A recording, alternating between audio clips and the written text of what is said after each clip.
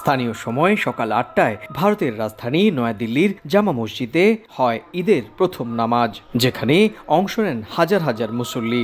দিল্লি ছাড়াও উত্তরপ্রদেশ, তামিলনাড়ু, আসাম, ত্রিপুরাতেও ঈদের জামাতে হাজার হাজার ধর্মপ্রাণ মুসলমান অংশ নেন।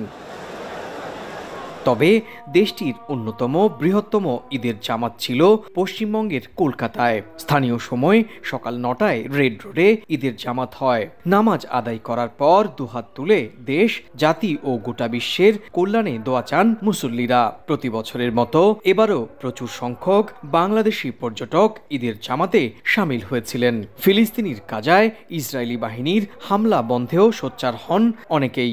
আমরা সামিল করছি, আর কিছু করা যায় না, আমাদের উপরে কিছু রাখা নেই। আমি এসে এখানে জামাত পড়েছি, অত্যন্ত সুন্দর ব্যবস্থাপনা এবং অনেক বড় জামাত। কলকাতা খেলাফত কমিটির আয়োজনে ১৯২০ সাল থেকে নিয়ম করে ঈদের জামাত হয়ে থাকে। ১৯৯৭ সাল পর্যন্ত ঈদের জামাত হতো কলকাতার শহীদ মিনার গ্রাউন্ডে।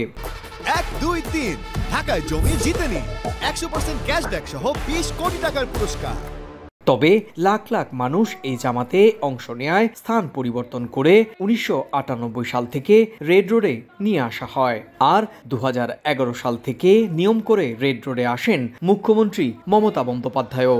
আল্লাহ তাআলা আপনাদের দোয়া কবুল করেছেন, তাই আজকে আপনারা ঈদ পালন করছেন।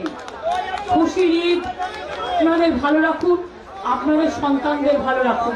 কদিন ধরে কলকাতায় চৈত্রের দাবদাহ লক্ষ্য করা গেলেও ঈদের দিন সকাল থেকেই আবহাওয়া ছিল স্বাভাবিক। ভারতের অন্যতম বৃহত্তম জামাত এই কলকাতার ঐতিহাসিক রেড রোডের, আর এখানেই সামিল হয়েছিলেন লক্ষ লক্ষ ধর্মপ্রাণ মুসল্লি। তারা আল্লাহর কাছে দু হাত তুলে দোয়া চাইলেন যেন ভারতে সম্প্রীতির পরিবেশ অক্ষুণ্ণ থাকে।